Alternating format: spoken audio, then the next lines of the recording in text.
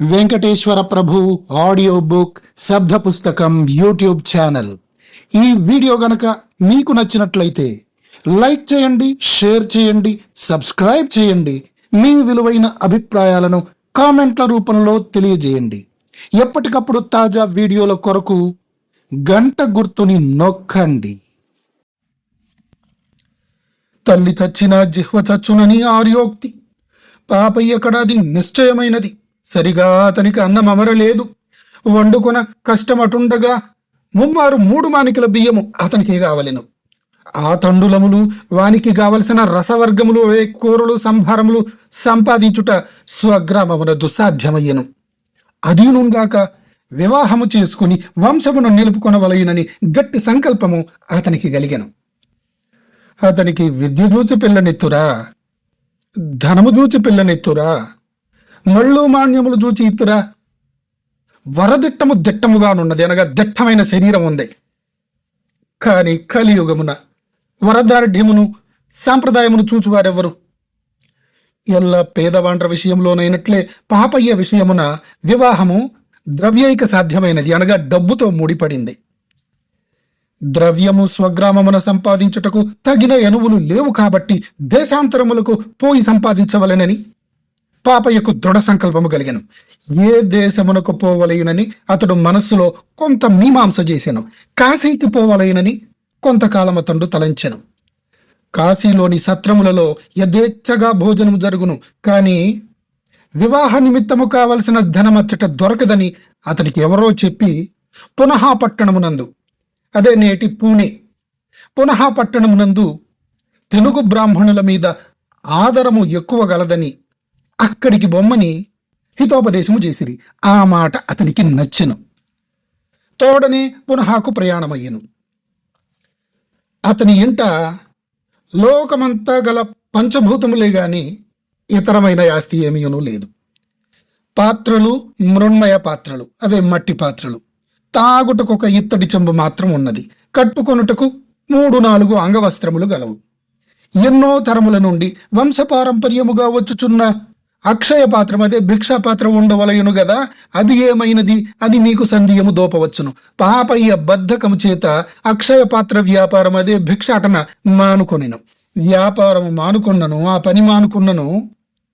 చాలా కాలం నుండి వచ్చిన పాత్ర గదా, అచ్చి వచ్చిన పాత్ర గదా, దాచకూడదా అని మీకు సందేహము దోపవచ్చును. కానీ అది తల ఉత్తరించుకొని పోవు సమయము, అనగా పేకల మీదకి వచ్చే సమయమున ఉపయోగించబడినది. చీట్ల పేకలో వచ్చిన దండుగా ఉత్తరించుకుని చీట్ల పేకలో వచ్చిన దండుగను ఇచ్చుకొనుటకు ఈ పాత్ర ఉపయోగించబడిను. అదియుగాక అదొకటే కాదు, అప్పుడప్పుడు హస్తలాఘవముచే అతని వశమగుచుండిన రాగి చెంబులు, కంచు చెంబులు, పంచపాత్రలు మొదలగునవి కూడా తన్నిమిత్తమే వినియోగించబడిను. పెట్టెలు లేవా అని మీరు అడగవచ్చును. పెట్టెలలో దాచవలసిన వస్తువులు లేనప్పుడు పెట్టెలు మాత్రం ఎందుకు? అందుచేత అతనికి సర్దుకోవలసిన సామాగ్రులు లేకపోయే. చిరకాలము నుండి బూజు పట్టుచున్న కృష్ణాజనమును, దర్భాసనమును తీసి దులిపి ఎండలో వేసి కట్టగట్టి ఒకనాడు తెల్లవారుజామున భుజం మీద వేసుకొని ఇత్తడి చెంబు మూతి కట్టి దానిని అంగవస్త్రమున నడుమునకు గట్టుకొని పాత ధోతి గట్టుకుని తలకొక పాత ఉత్తిరియమును చుట్టుకొని పునఃకు పయనమయ్యను. మార్గమధ్యమున అతడు గావించిన విచిత్రవాదనలు, హస్తలాఘవములు, లీలలు వర్ణించదొడిగిన పక్షమున పాఠకులకు విసుగు పుట్టునను భయం చేత అవి ఎల్లా మానవలసి వచ్చెను. కానీ బ్రాహ్మణుడు ఎంత పేదవాడైనను చేతనొక కాసు సైతము లేకుండా సేత హిమాచల పర్యంతము దేశమంతయు తిరిగి రావచ్చును. ప్రతి పట్టణముననున్న సత్రములు, కొన్ని సత్రములలో 1 పూట మాత్రమే భోజనము, కొన్ని సత్రములలో 2 పూటల ఇరుపొద్దు భోజనము పెట్టుదురు. కొన్ని చోట్ల భోజనమే కాక కానీయో 2 కానీలో దక్షిణ కూడా నిచ్చెదరు. దక్షిణ దేశమున కొన్ని సత్రములలో బాటసారులకు వితంతువులు రాత్రి రొట్టెలు కాల్చుకొనుటకు పిండి కూడా నొసంగెదరు. సత్రముల మాట ఎటుండగా బ్రాహ్మణులకు అన్నము లేదనుట, బ్రాహ్మణులకు అన్నము లేదను బ్రాహ్మణ గృహస్థులు సాధారణముగా నుండరు. కాబట్టి పాపయ్య చిల్లి గవ్వ చేత లేకుండా సుఖముగా వెళ్ళగలిగెను. అట్లు 4 మాసములగునప్పటికీ శ్రీమంతులకు పీష్వాలకి మున్ను రాజధానిగా ఉండిన పునహాకు చేరెను. పునహాలో పూర్వకాలము బాజీరాయుడు మొదలగు పీష్వాలు రాజ్య దురంధరులయ్యున్న కాలమున బ్రాహ్మణ పూజ విశేషముగా జరుగుచుండెను. అందు వేదాధ్యయన సంపన్నులకు జరిగేడు పూజ మిక్కిలి మెండు. భరతఖండమంతటిలోనూ కృష్ణ గోదావరి తీరవాసులకు బ్రాహ్మణులు మిక్కిలి గంభీరముగా ఉదాత్తానుదాత్త స్వరిత స్వరములు తప్పకుండా అపశబ్దము రాకుండా స్వచ్ఛముగా మనోహరముగా వేదము చదువగలరని మహారాష్ట్ర దేశమున గొప్ప వాడుక గలదు. ఆ ప్రఖ్యాతి ఆంధ్ర బ్రాహ్మణులకు అన్ని విధములా సముచితమైనదే, అందులో సందేహము లేదు. హిందూ దేశమున అనేక భాషలున్నను, అందులోననేకములు సంస్కృతమే మాతృకగా గ్రహించినవైనను ఆంధ్ర భాష వలె అవి సర్వ విషయములలో సంస్కృతమును అనుసరించలేకపోయినవి. అక్షరముల దగ్గర నుండి తెలుగు భాష సంస్కృతమును అనుసరించిన కారణమున ఆంధ్రులు సంస్కృత శబ్దములను స్వచ్ఛముగా నిర్దిష్టముగా ఉచ్చరించగలరు. తక్కిన వారు అట్లు ఉచ్చరించజాలరు. వంగదేశీయుడు వేదమనబోయి భేదము అనును, సద్గుణము అనబోయి షద్గుణము అనును. ఓఢ్రదేశీయుడు అనగా ఒరిస్సా దేశీయుడు జనకుడు అనబోయి జొనోకో అనును. ఇట్లే ఘూర్జర అనగా గుజరాతీ, మహారాష్ట్ర, ద్రావిడ, కర్ణాటాది భాషలు సంపూర్ణములైన భాషలు కాకపోవట చేత ఆయా దేశస్థుల నాలుకలు సంస్కృతోచ్చారణమునకు సరిగా అలవడి ఉండలేదు. సంస్కృతోచ్చారణమునకు ఆంధ్రులే దక్షులు.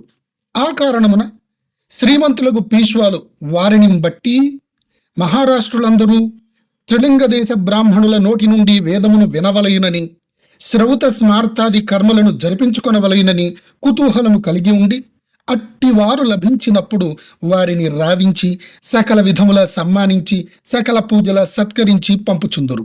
అందుచేత ఆంధ్ర బ్రాహ్మణులలో స్వాధ్యాయవేత్తలు, శ్రౌత స్మార్త ప్రయోగ దక్షులు శ్రీమంతుల కాలమున అనగా పీష్వాల పరిపాలనా కాలమున, శ్రీమంతుల రాజ్యము అస్తమించిన వెనుకను అనగా పీష్వాల పరిపాలన తరువాత కూడా పునః సతారాలకు పోవుచుందురు. అట్టి వేదవేత్తలు కర్మిష్ఠులు పోవు చోటికి పొట్టకోసిన కంచు కాగడాల వెతికినను ఒక్క అక్షరము మొక్కైనా కనబడని పాపయ్య ఏమి చేయవలైనని వెళ్ళనుండను గదాయని ఎల్లవారికి సందేహము దోచవచ్చును. ఘోర్జరులు మహారాష్ట్రులు మిక్కిలి దాతలనియు, గోదావరి తీర బ్రాహ్మణుడు వివాహార్థము యాచించిన తోడనే రోకలు వర్షము గురియుననియు, అందువలన సులభముగా వివాహము చేసుకునవచ్చుననియు ఇతరుల వలన విని పాపయ్య నమ్మెను. అదీనుగాక ఆ దేశమున శ్రాద్ధ భోక్తకు సైతము రూపాయికి తక్కువ దక్షిణ ఇవ్వరనియు, అందుచేత బ్రాహ్మణార్థములు అనగా శ్రాద్ధ భోజనములు చేసి గోనె సంచుడు రూపాయలు సంపాదించవచ్చనియు అతనికి ఆశ పుట్టెను. ఎట్టెట్టో అతడు పునః చేరెను. చేరి సత్రములలో భోజనం ఆరంభించెను. ఆవగాయ, మాగాయ మొదలగు ఊరగాయలను, గోంగూర పచ్చడి, తోటకూర, బచ్చల కూర మొదలగు పులుసులు, బెల్లపు టరిసెలు, మినపగారెలు, వీస బూరెలు, గుమ్మడికాయ దప్పళము మొదలగు తెనుగు వంటకములకు రుచిపడిన పాపయ్య నాలుకకు మహారాష్ట్ర దేశపు రొట్టెలు, పలుచని పప్పులు, కారం లేని పచ్చళ్ళు మొదలగునవి నచ్చినవి కావు. పచ్చిమిరపకాయ కారమునకు అతడు మొగము వాచి స్వయముగా చేసుకొని మహాపదార్థముగా దాన్ని దాచుకుని భోజనమునకు వెళ్ళినప్పుడు పొట్లము కట్టుకొని తీసుకొని పోయి పంక్తిలోనున్న మహారాష్ట్రులెవ్వరూ నివ్వెరపడగా చూచి అతడు బ్రహ్మరాక్షసుడా అని తలంచున్నట్లు అది కలుపుకొని తినుచుండెను.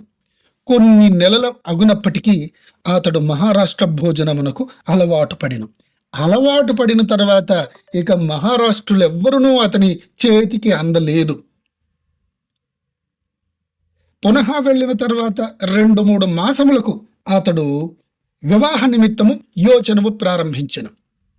చదువు సంధ్యులు రాని శుంఠయ్యగుట చేత 2 అణాలు 4 డబ్బులు 2 డబ్బులు చేతుల్లో పెట్టిన వారే గాని రూపాయలు ఇచ్చిన వారు లేకుండా పోయింది. దమ్మిడీ కాసులే గాని పెద్ద కాసులు అతని చేత పడలేదు. ఈ కారణమున తాను విన్నట్టు మహారాష్ట్రలేమి గొప్ప దాతలు కారని నమ్మిక తోచెను. ఎందుచేతనో మహారాష్ట్రుల మీద అతనికి కొంత అనిష్టము కలిగెను. ఈ మహారాష్ట్రులు మగవాండ్రు ఆడువాండ్రు అని భేదం లేకుండా అందరూ వితంతువులే. మహారాష్ట్రులకు ఆచార వ్యవహారములు లేవు. వీరు వట్టి పంక్తి బాహ్యులు. వీళ్ళతో కలిసి భోజనాలు కూడా చేయకూడదని దాని అర్థం అని చాటుమాటున తన మిత్రులతో చెప్పుచుండెను. అటువంటి పాడు దేశములో నీవెందుకున్నావు అందురేమో. కాలము తప్పి వచ్చినప్పుడు వసుదేవుడు గాడిద కాళ్ళు పట్టుకున్నాడు, పొట్ట గడవక వీళ్ళను ఆశ్రయించవలసి వచ్చినది అని రహస్యముగా ఇటువంటి సంభాషణలు చేయుచున్నను.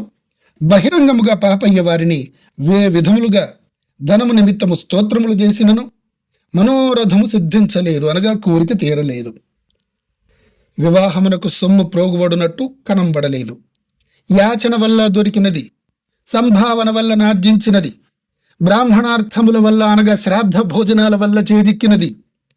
పాపయ్య పొగ చుట్టలకు, తమలపాకులకు, ఒక్కలకు, నడుమ అంగళ్లకు పోయి కొని తిను లడ్డు, బందరు ఫేణి మొదలగు మధురాహారములకు సరిపోయాను. ఇక మిగులునది లేదు.